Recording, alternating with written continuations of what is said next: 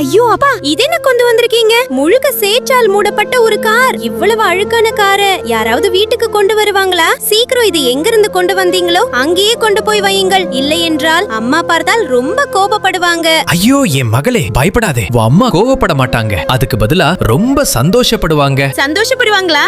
எப்படி அப்பா? இந்த காரை வித்து அம்மாவை எங்காவது சுற்றி காட்ட போறீங்களா? இல்ல என் மகளே, இந்த கார் விக்க வரல, பரிசா மாற வருது. பரிசா? யாருக்காக? உன் அம்மாவுக்காக. என் மகளே, தினமும் வேலைக்கு நடந்து போறாங்க இல்லையா? இனிமேல் நடந்து போக வேண்டாம். இந்த காரை நான் நன்றாக சுத்தம் பண்ணுவேன். புதுசு மாதிரி மின்னும் அளவுக்கு சுத்தம் பண்ணுவேன். உன் அம்மா இத பார்த்தா எவ்வளவு சந்தோஷப்படுவாங்கன்னு நீயே பாரு. வாவ் அப்பா, நீங்க நம்மள எவ்வளவு கவனிக்கிறீங்க. ஆனா அப்பா, நீங்க ஏன் இவ்வளவு கஷ்டப்படுறீங்க? நம்மள யாரும் ஆதரிக்க மாட்டாங்களே, ஏன்னா நாம ஏழைகள். இல்ல மகளே, அப்படி இல்ல. இந்த உலகத்தில் இன்னும் நல்ல மனசுள்ள குழந்தைகள் இருக்காங்க. நம்ம மாதிரி ஏழை மக்களையும் அவங்க ஆதரிப்பாங்க.